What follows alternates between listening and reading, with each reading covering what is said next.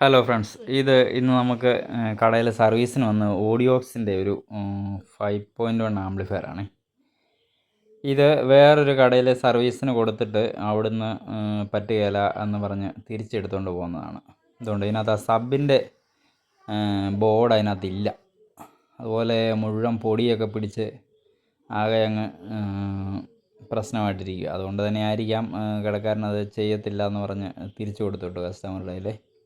Customer കൊണ്ടുവന്നപ്പോൾ ഈ സബിൻ്റെ board അതിനകത്ത് ഇല്ലായിരുന്നു. ഞാൻ എന്നിട്ട് അവരോട് പറഞ്ഞ് ആദ്യം കൊടുത്ത കടയിൽ നിന്ന് സബിൻ്റെ ബോർഡ് നമ്മൾ വാങ്ങിച്ചു എന്ന് ഞാൻ പറഞ്ഞു. എത്ര പോയതാണെങ്കിലും ആ ബോർഡ് നമുക്ക് വേണം, ശരിയാക്കണമെങ്കിൽ അത് വേണമെന്ന് പറഞ്ഞ് അങ്ങനെ ബോർഡ് നമ്മൾ വാങ്ങിച്ചു. അതിനകത്തെ അവസ്ഥയാണിത്. ഭയങ്കരമായിട്ടും ഡസ്റ്റെല്ലാം കയറി അങ്ങ് ഭയങ്കര ബുദ്ധിമുട്ടായിട്ടിരിക്കുക. ഒരു നല്ലൊരു സർക്യൂട്ടാണ്, പക്ഷേ വലിയ വാട്ട്സ് ഒന്നുമില്ല. ഇതിൻ്റെ ചാനൽ 20-30 IC ചാനലിന് വേണ്ടിയിട്ട് ഉപയോഗിച്ചിരിക്കുന്നത്. സബ് 100 വാട്ട്സ് ഉണ്ട്.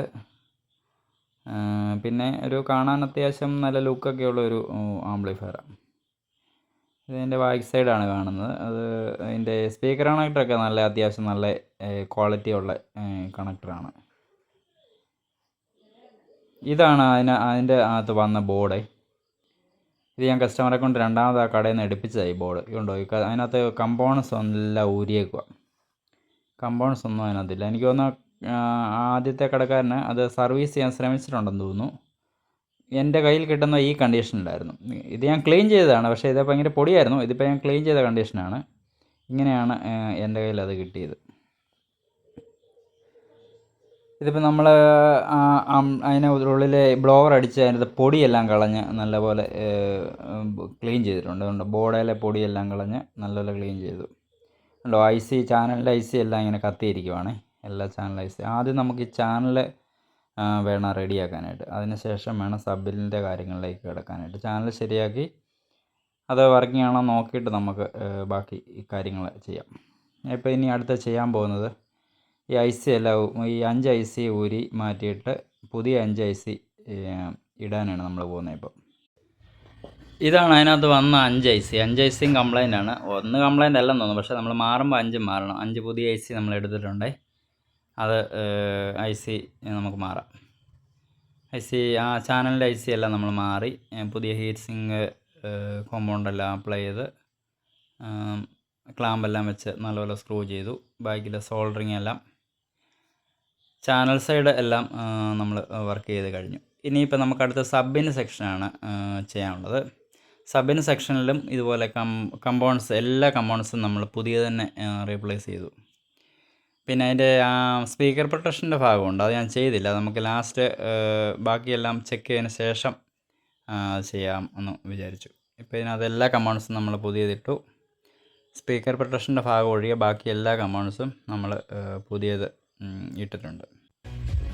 ഓക്കെ, നമ്മൾ സെറ്റ് അത് ചെക്ക് ചെയ്യുന്ന വീഡിയോ ആണ് കാണുന്നത്. ചാനലെല്ലാം വർക്ക് ചെയ്യുന്നുണ്ട്. സബും നല്ല ക്ലിയറായിട്ട് വർക്ക് ചെയ്യുന്നുണ്ട്.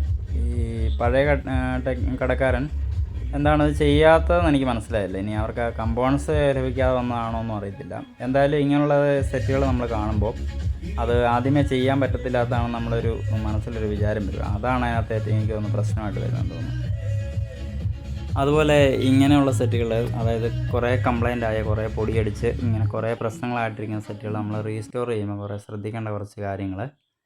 ഒന്ന്, നമ്മൾ സെറ്റ് കൈ കിട്ടുമ്പോൾ തന്നെ അത് എന്നാ പറയുക, അതിന് പൊടിയെല്ലാം കളഞ്ഞ് നല്ലപോലെ ക്ലീൻ ചെയ്യണം. നല്ല ബ്രഷോ അല്ലെങ്കിൽ ബ്ലോവറോ സക്കറോ എന്തെങ്കിലും ഉപയോഗിച്ച് നല്ലപോലെ ക്ലീൻ ചെയ്യുക. നല്ലപോലെ ക്ലീൻ ചെയ്ത് കഴിയുമ്പോൾ തന്നെ നമുക്ക് അതിൻ്റെ കംപ്ലൈൻറ്റിൻ്റെ ഏകദേശം ഒരു സ്വഭാവം പിടികിട്ടും. അതായത് പ്രിൻ്റ് ഇങ്ങനെ ക്ലൗഡിച്ച് പോയിട്ടുണ്ടോ, അങ്ങനെയുള്ള കുറച്ച് കാര്യങ്ങൾ നമുക്ക് മനസ്സിലാവും പെട്ടെന്ന്.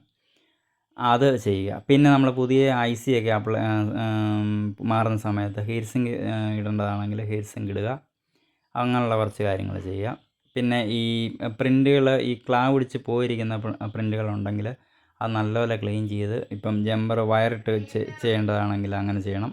അങ്ങനെയുള്ള കാര്യങ്ങളെല്ലാം ചെയ്യുക.